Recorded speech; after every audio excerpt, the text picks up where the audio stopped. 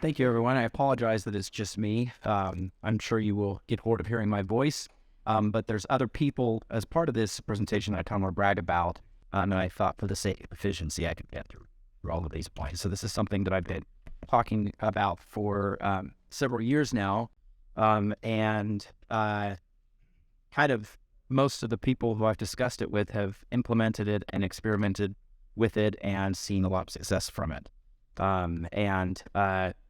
As I'll note, these are not entirely my ideas. This is just sort of an exploration of some thoughts and styles that we could approach as Latter-day Saint filmmakers want to kind of see a new movement within our religious cinema. So let me just jump right in. So what do I mean by a new wave? So just a little mini history lesson for you here. Historically, there have been 5 waves of Latter-day Saint cinema that stretch all the way back to the early 1900s, and a couple of different historians and film historians have kind of compartmentalized it into these 5 different ways. You can learn about this in A History of Mormon Cinema by Randy Astle. He and Gideon Berdner who sort of compartmentalize these things. Most of us, when we think of Latter-day Saint cinema, are probably thinking of what would be called the 5th wave. This began back in the early 2000s with filmmakers who wanted to create a sustainable Mormon market. Some of these titles that kind of became household names within the Latter-day Saint community would be like God's Army, The Other Side of Heaven, The Best 2 Years, and this 5th wave has sort of continued until today. Some really good films were made throughout the 5th wave of Latter-day Saint cinema, but for various reasons that we won't jump into today, the market has never been completely sustainable. And this is kind of mentioned all the time at the historic LDS Film Festival, now Zion's Indy. There's sort of this like, hey, what happened? We had all this energy, all this enthusiasm, still some great stuff that's made, but it's evolved. And the stigma now, especially among people my age or younger, in the research that I've done, pretty comprehensive research, is when you say Mormon cinema or Latter-day Saint cinema, immediately what comes to mind, whether it's true or not, are either faith-promoting kind of didactic films, dorky comedies, or something in between largely created for other Latter-day Saints. I studied this and tried to put these into categories, and I called them the didactic, the comedic, and the nuanced approaches. Didactic being, does this have a sermon or a lesson? Is this meant to invite somebody to Christ? Comedic meaning, is this just something that's kind of self-referential and funny for our own community? And then nuanced, meaning that it really gets away from those things and branches out. A couple other terms that'll be useful. What is the Mormon market? I'm going to reference the Mormon market. Eric Samuelson defined it as feature films made by LDS filmmakers intended for theatrical release, dealing specifically with, at the time we were using, Mormon subject matter and largely marketed to LDS audiences by a studio specifically created for the task of Mormon film distribution. It's a mouthful. Richard Dutcher was a little bit more clear in just that this was his intention when he was making God's Army in Brigham City. He said, for me, it's not just God's Army, it's God's Army is the beginning of an LDS movement. There's enough interest and there's enough of an LDS market to just sustain our own little film community. We'll kind of examine that throughout this here in a minute.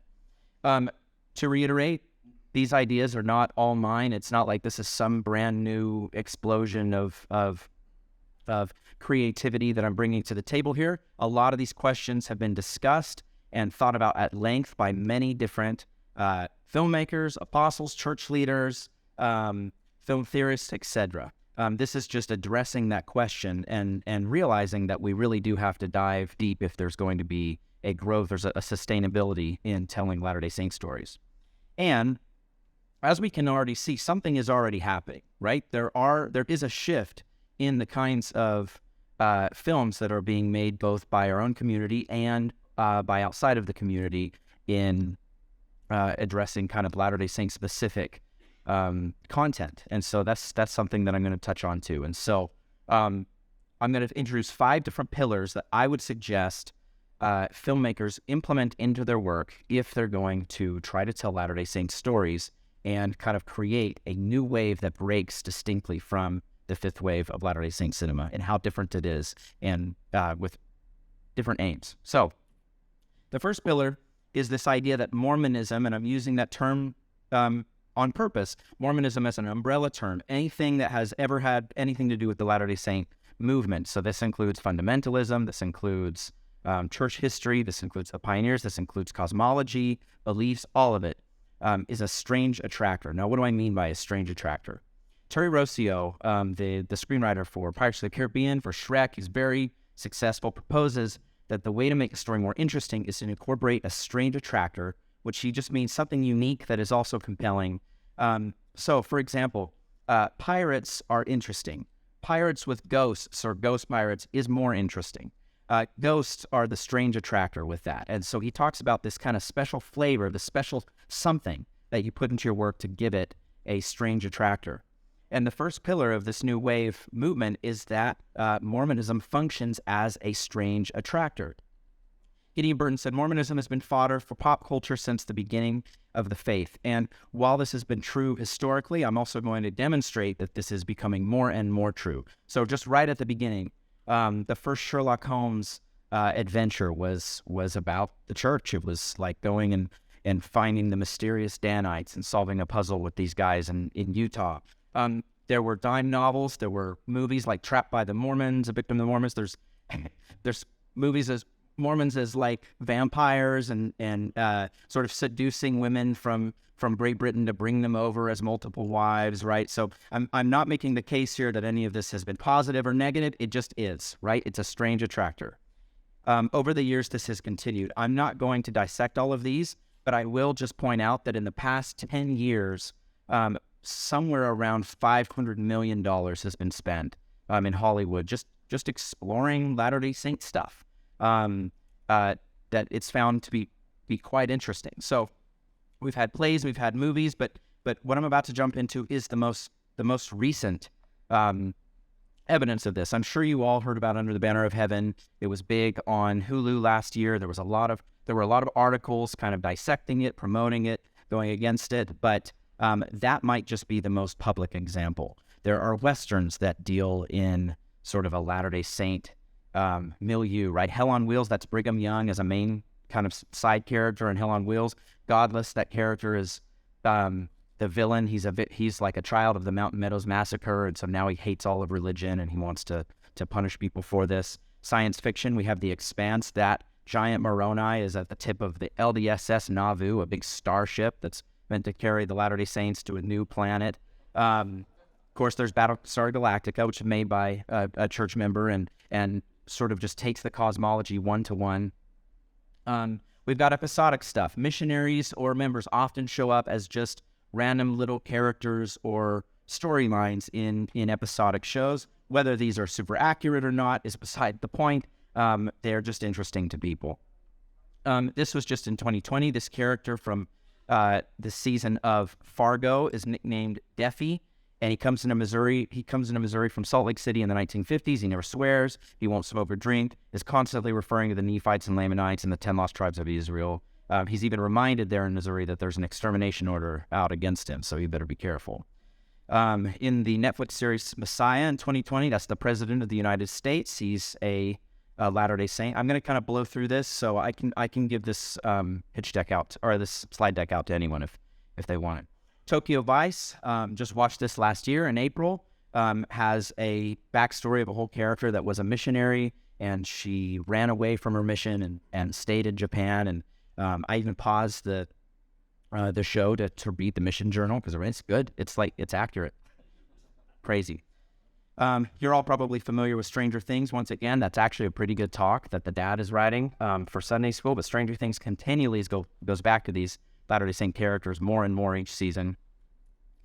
On Apple TV, Physical, this just got renewed, and I think it's continuing to release. There's this character who's a wealthy mall kind of manager, and he's a Latter-day Saint. And at one point, he and his wife go to the bishop to discuss marital problems. That his faith plays a huge role in the whole of the show. You may be familiar with a couple of films that were in Sundance in 2021 and 2022. There's The Touch of the Master's Hand, kind of a dark comedy, sort of playing on awkward circumstances within being a missionary and confessing your sins. And then there's The Mission, which is a documentary that's quite favorable, that follows around missionaries. It's made by a non-member just to kind of examine it, see like, what is this about?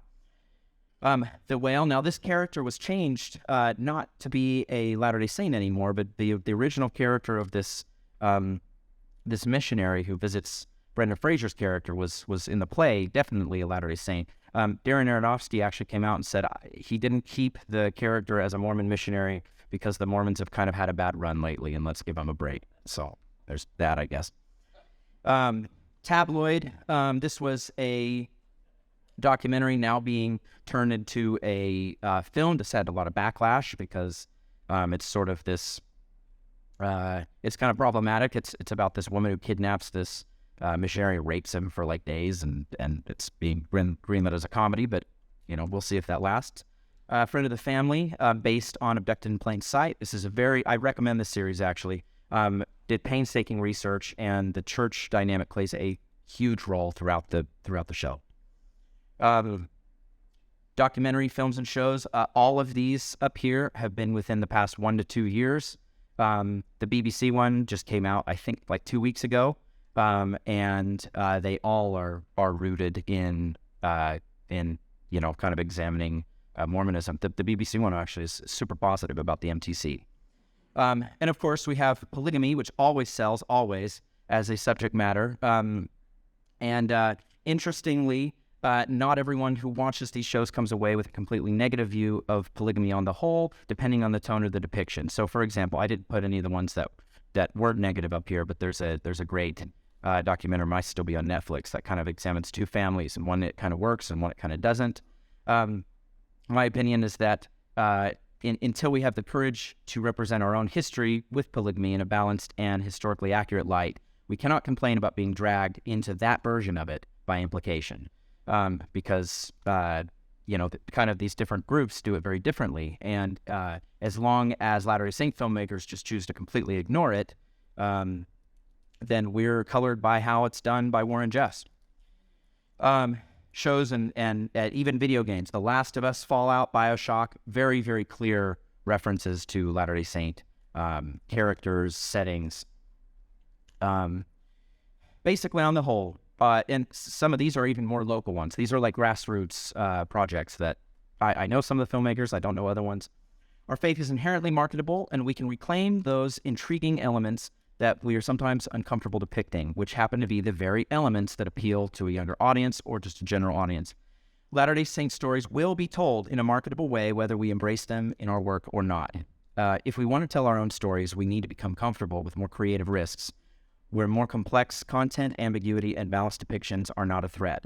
Nuance and balance are far more favorable than the alternative, right? So we can either get more nuanced in our work, or we can wait for a swell of unfavorable depictions, which is certainly coming as the voices of those opposed to the faith become more prominent. Now, I am not suggesting some kind of mission-driven, like, apologetics. I am just saying that if Latter-day Saints want to have a claim on telling their story, they have to be more comfortable with some of this broader subject material that's actually so interesting to people.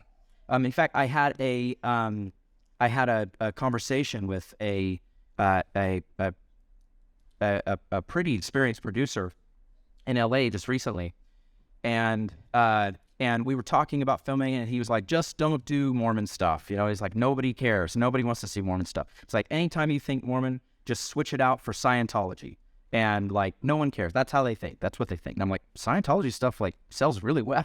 I don't know if anyone's seen The Master or some of these shows on Scientology. Now, they're exploitative, but they're interesting. People will watch it just because it's a buzz thing. And I don't think that the church quite has the reputation that Scientology has. But my point is, and I think the point he was making, is he was saying, don't try and make something that's so apologetic or preachy. And when I pitched him a film that I'm working on, which is deeply rooted in an Orthodox worldview, but examines and explores all kinds of these marketable things, he was sort of taken aback. He's like, well, I've never heard. Okay, yeah, that I guess that works. And he really had to think about it. He was so used to a certain frame of mind, which is what I'm suggesting. Latter-day Saints are definitely sitting on a gold mine. Just think of all the things that are so unique to the theology, to the lore, to the history, that's so marketable and so interesting. And they tend to be the things that we really try to skirt around. I propose that Latter-day Saints instead take advantage of those elements and contextualize them with their own voice and in their own style. This is the trend I've seen kind of over the past few years, and it's not a bad trend. It's sort of like BYU TV is a great example. Downplaying, and not wholly, just a lot of the material. Downplaying the identity a little bit. It's like, let's not do a Mormon thing. It's so exclusive, and upplay the values. We need to share these Christian values with the rest of the Christian world, the rest of the Christian community. The Chosen is another good example. I realize that Dallas Jenkins is not a member, but Angel Studios kind of uniting on The Chosen. Now, I think this is cool. I don't think this is a bad play, but I think there could be a better play. Because if you have this white circle, and let's say it's your sphere of influence by making films for other Latter-day Saints, which, by the way, that sphere of influence continues to shrink as more and more young Latter-day Saints have no interest at all in watching this kind of content, then you broaden your sphere of influence a little bit. You're reaching out and kind of working with evangelical and Protestants, generally Christian markets, which, as we know and have seen even some news articles about, are highly suspicious and nervous of having anything to do with the church. It will never be an equal kind of relationship. There's always sort of this power dynamic of like, please, approve of us. And your widest reach is instead to upplay that identity and downplace those specific values that you're trying to appeal to. Now, I'm not saying lose values in your work. What I'm saying is a value-based film that's trying to preach or promote something. That's specifically like, well, let's do a redemption story. Let's do a forgiveness story. Let's do something that's really family friendly. Is not going to be as effective as sort of giving larger universal human values that anyone could relate to and access, while upplaying that identity largely, because that's a big selling point of your work. So Electric Children and recently Murder Among the Mormons, say what you will about whatever the film is saying, these are pretty nuanced examples of that selling just simply by using that the identity. So it's my opinion that the fellow faithful are the wrong audience. The wider your reach, the further your influence. And so if you want to implement using the strange attractor, pillar 1, in your work, these are 3 suggestions. Lean further into the uniqueness of identity and broaden the values. Think of more themes that could be universal. Have sort of a nuanced approach and sort of what an audience member would take away. Do not rely on pre-existing community knowledge or values for your story to function. If the thing is funny because it's, funny to a Latter-day Saint, and somebody who has no association with the community would just be like, I don't know why we're laughing. Like, I don't get that. That might not be the right approach. And introduce Latter-day Saint elements in your film as an entirely new world. Remember, it's sort of like, in some ways, like Galaxy Far, Far Away or the Wizarding World. You want to introduce them to something that is inherently marketable as something that's fascinating. I grew up outside of Utah, so I can speak to this with some authority. It may feel sort of like a dominant thing here, and that it's, all over the place. Everyone's talking about it. I promise you it's not in any way to most general audiences. It is completely misunderstood. Most people don't even have a really negative or positive opinion. They just don't know anything. I was asked so many times whether I could dance, whether I celebrated my birthday, whether I could eat chocolate, whether I have horns, how many moms I have, and that can be reclaimed rather than run away from. All right, so pillar 2 is putting story before sermon. These, I told you I did a lot of research. These were some of the trends that I kind of saw of the 5th wave. Now, this is my own list. This is not a perfect list. Going back, I might actually kind of move some things around. I'm not sure. But what I put into the didactic approach was like, is there a really clear message that I felt like I saw in this film? Then there's the comedic approach. Is this sort of is this a comedy, and sort of meant whether it's rom-com or kind of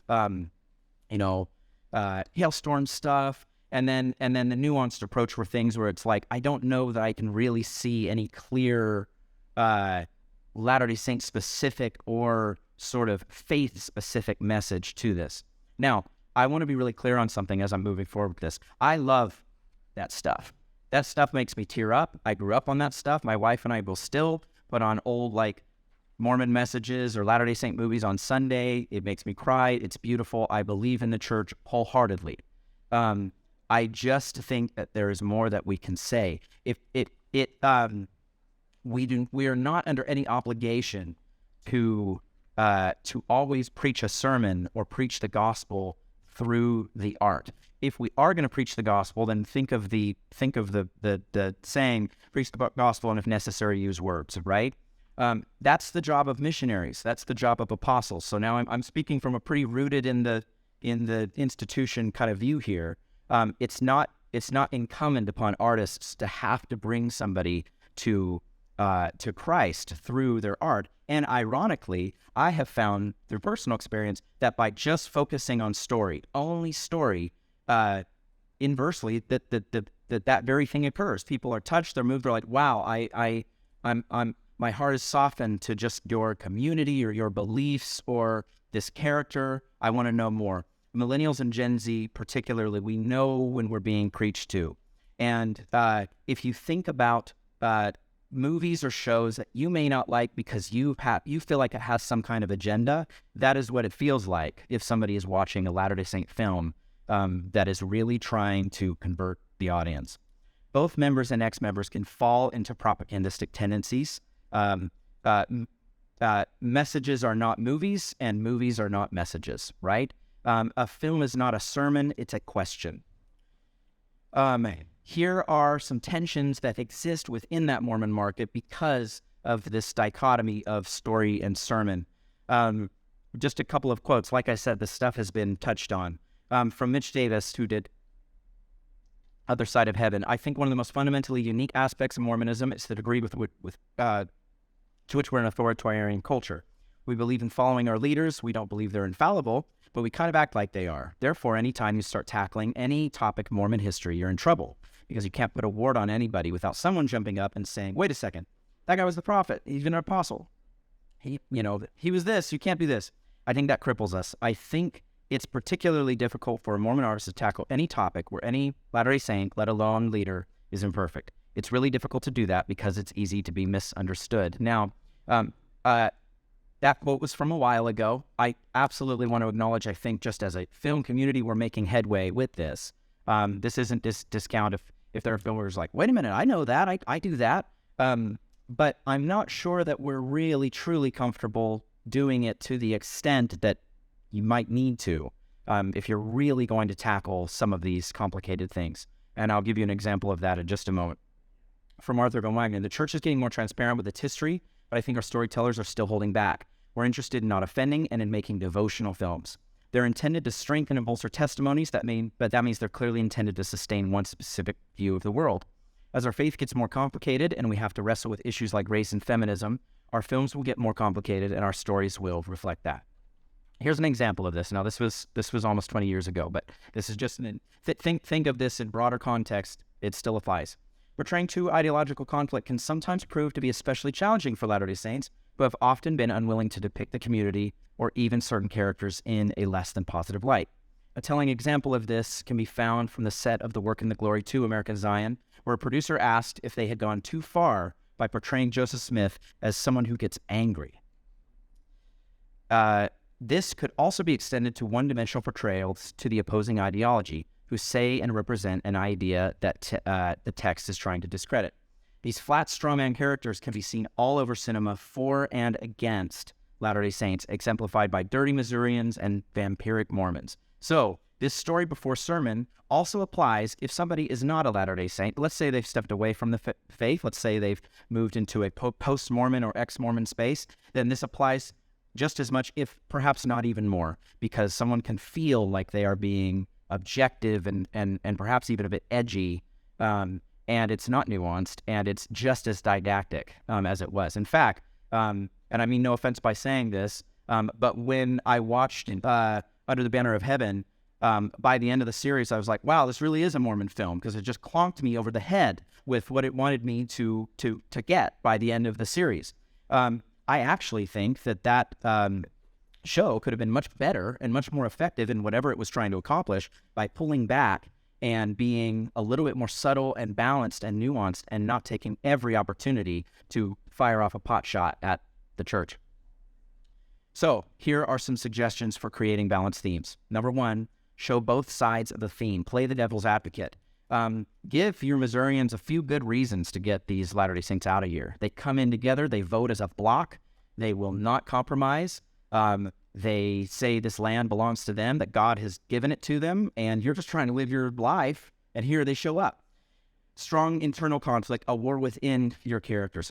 If you were here for the table reading of El Misionero, Marshall Davis did this in an extraordinary way, where the main character is wrestling with doubt. I think that plenty of Latter-day Saint films do this in a really good way.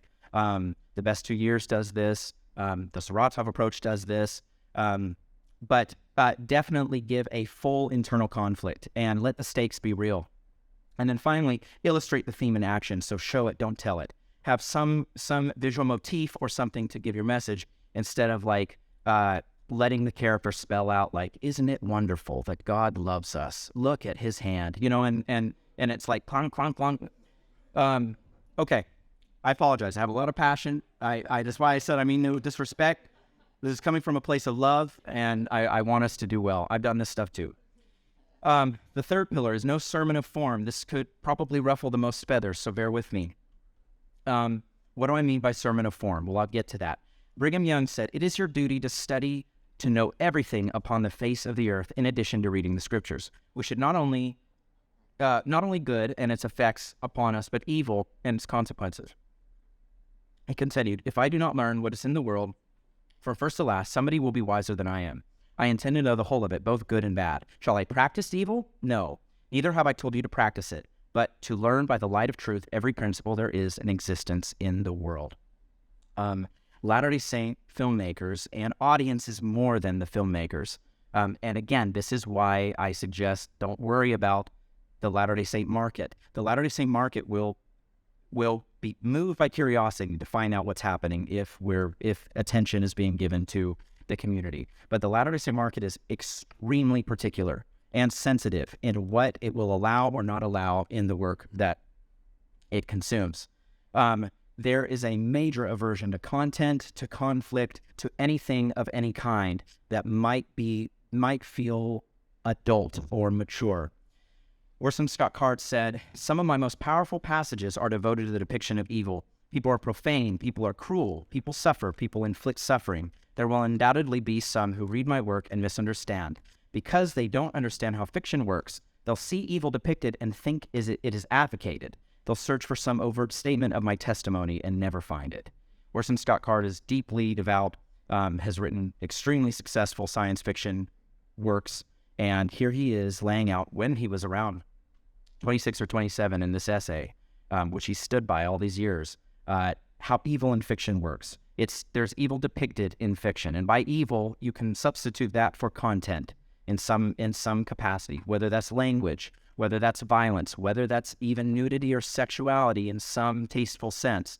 Then there's evil advocated by fiction. So this is something that, take the content in or out of it, what is the text saying? What is it trying to convince you of? And then finally, evil enacted by fiction. We could just say this is pornography. I am not advocating for evil enacted by fiction or advocated or enacted, but context matters so much more than content, depending on how the content is being used. If you've ever read the Old Testament or the Book of Mormon, you know this. Those things are not rated PG, right? They are complicated, and the context matters enormously. Identifying a work by what is absent rather than what's present is a poor measure of quality, and it will not bear good fruit. Here are some examples of where this is a lot more complex and nuanced than I think sometimes as a community we allow it to be. There is no R-rated movie commandment. I have done insane amounts of research on this. President Benson said something to a particular group of people at a particular time that were particular ages, and it was fantastic advice and counsel. It was prophetic counsel. However, firstly, and I even revisited this because I heard some data that was not correct.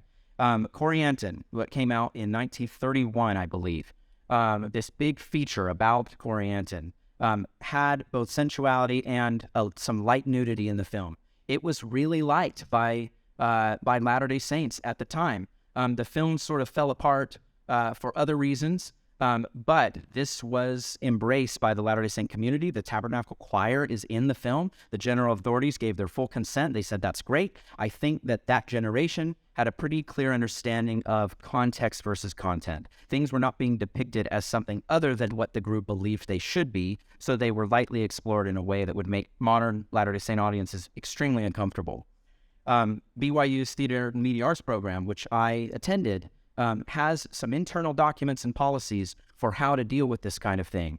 It respects any student who doesn't feel comfortable participating or watching, say a film in class that might be rated R. However, that is the exception, not the norm. The general amount of material that's studied is within the context of what the school determines will be useful. I should have cited the thing. It has this beautifully worded kind of mission of like, this is what, the films that we watch should do. And part of it is becoming more educated, more aware, more cultured, and learning to differentiate and distinguish complicated things when it comes to what is good and bad, than sort of this binary didactic, like, this is good, never do that, but actually learning for yourself.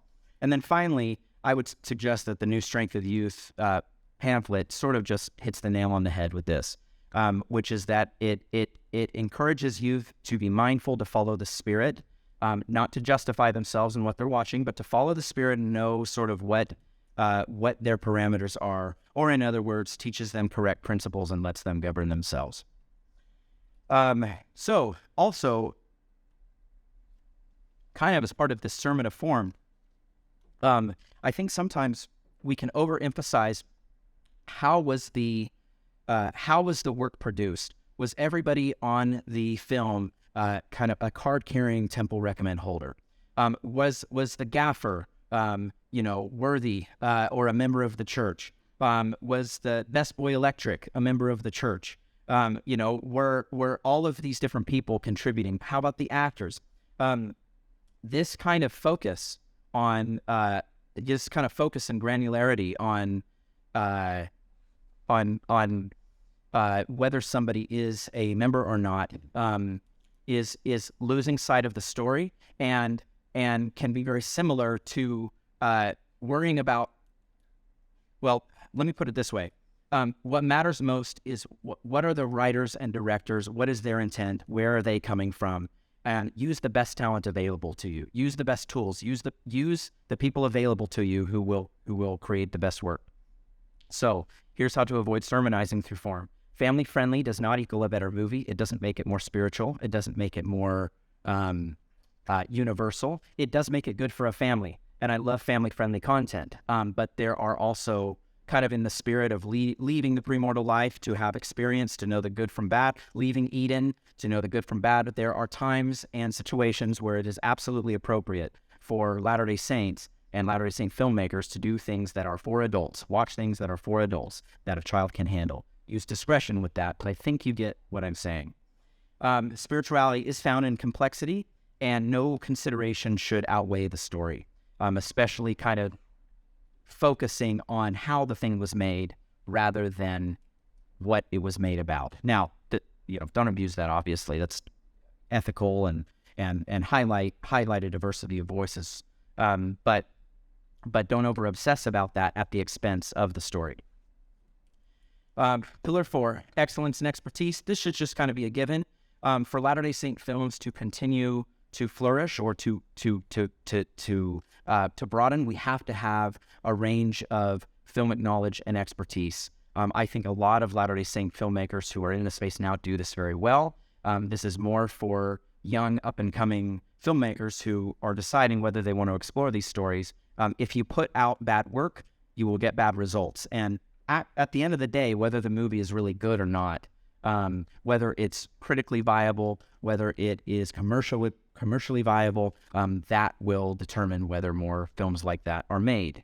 Filmmakers should learn business models, and working with something like Excel or Deseret Book or the Church or BYU TV is fantastic, but there is no reason not to also try to work with larger studios and larger production companies while still telling Latter-day Saint stories, because if they're more universal and more complex, they're going to be more interesting to these groups. We've already seen some success with this.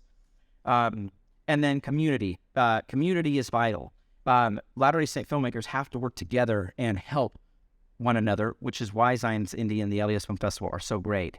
Instead of compete for resources. If you have a community of like-minded individuals, or IPOCA, what IPOCA is doing is fantastic, and they will get a lot more done because they're more than the sum of their parts by working together.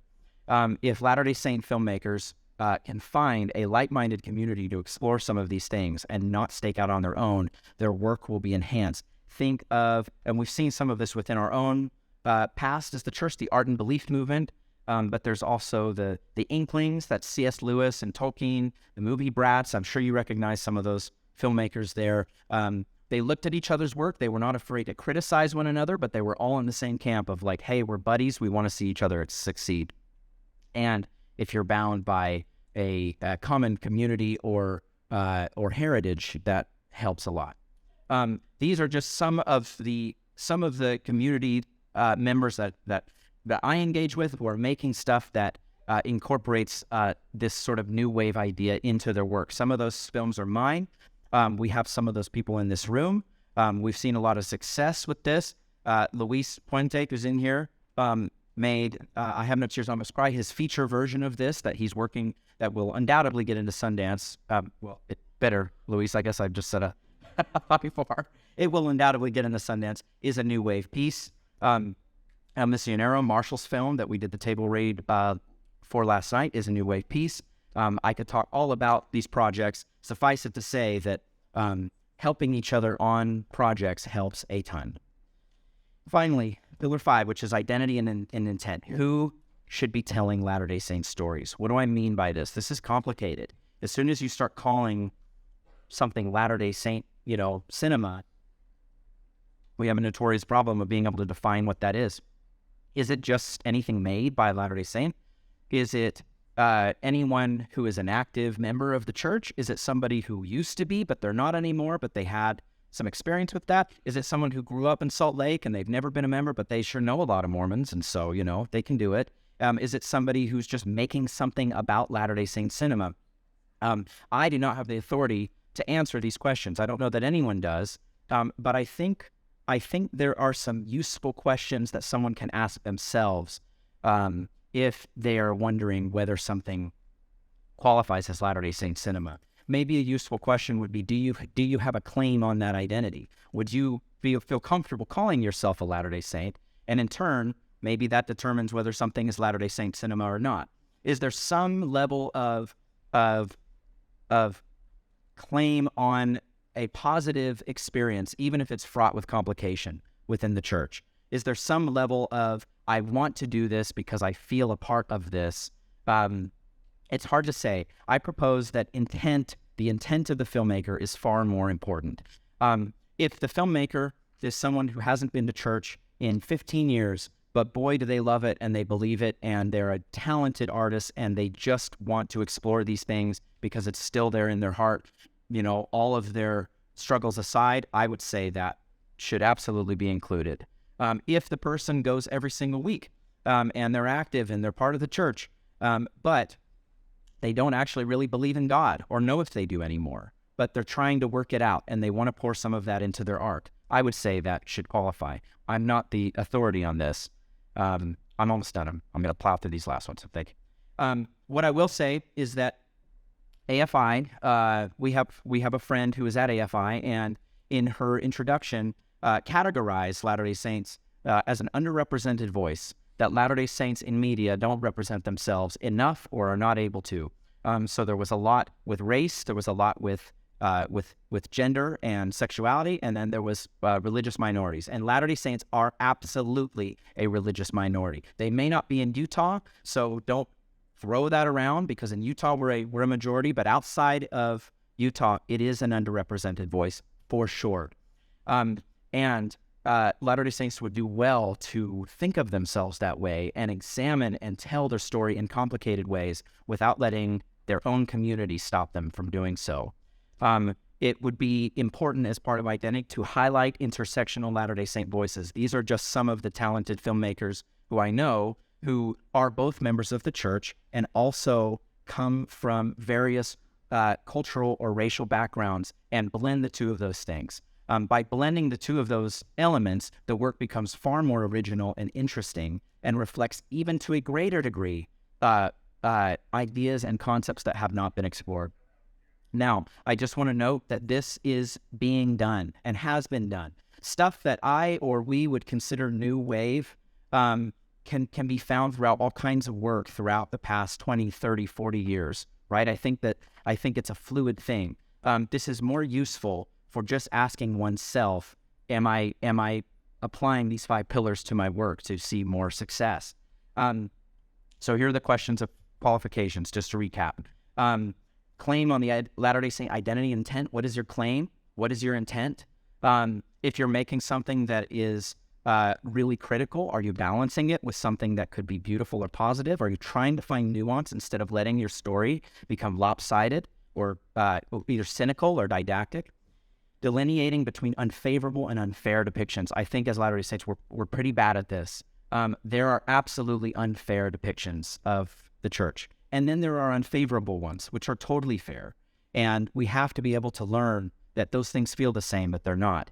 And then finally, highlighting intersectionality and diversity within our own work. I think we have explored a lot of Intermountain West stories, but the church is all over the world, and there are all kinds of experiences. And that distinctness of Latter-day Saint community, theology, doctrine, combined with a different cultural background, can absolutely provide new insights and stories that we have never heard before. In sum, I believe that a new wave will work. I invite anyone to apply this to their own community, to their own work. I have a much larger copy of a much longer manifesto if you would like to read it. It's dry, I warn you, but it's thorough. It's more dry than my presentation just was, so I apologize. Just a couple of last things as I close here to prove. Besides these films on the right here, which have gotten into various prestigious festivals, Marshall and I have some experiences with feedback from outside of our community. I have more of this. This is just most interesting. I submitted The Next Door to a lot of festivals when I made it. It's my short film. It's a neo-noir thriller about missionaries. There's no devotional message to it, but it's very, very true to that experience. And one of the festivals the festival judge got back to me and said, I seldom pause in the midst of judging films to write a filmmaker, but I wanted to do so in this instance. I'm not LDS, but found your portrayal of missionaries to feel authentic and accessible. You humanized them for me and gave me a new appreciation for what it might be like to knock on doors all day, week, month. Another guy got back to me and said, I hate your church. I don't like Mormons, but I loved this movie. And you really touched my heart, So that was cool. It also won first place in a Tennessee film festival where I'm the only member there, and people just thought it was interesting. They thought that was accessible. Marshall's film Emisionero got to the top 10% of the Nichols Academy Nichols Fellowship screenwriting competition that the Academy does. One of the pieces of feedback he got is sometimes pieces can really surprise you with what they do to repurpose tropes and the visual language they create. That was true for Emisionero. There are so many cartel scripts, but I've never read one with this tone or many of these narrative choices. It centers on Mormon missionaries in Mexico, but is much about guilt as faith. The Latter-day Saint component was something that this reader wasn't used to, and it immediately added that element that became more interesting. I just want to, if it's appropriate here, share my testimony of my faith, of my culture of the church. I believe it. I believe that there's so much room for broadening the tent and growing and expanding and trying to meet that vision of the arts that Spencer W. Kimball laid out, where he's talking about it filling the earth and selling these theaters. And until we kind of get away from telling one another each other's story, we know our story, and tell other people this story in a way that is human, that is accessible, that is complicated, that is vulnerable, which, by the way, is what people are looking for. We won't be able to accomplish that goal. If we don't tell our stories, someone else will. They already are. I do not mean to create some kind of dichotomy, but the birthright is yours, my friends. And I would just I would encourage you to continue to lean hard into the Latter-day Saint elements and tell rich, provocative, beautiful stories. Thank you.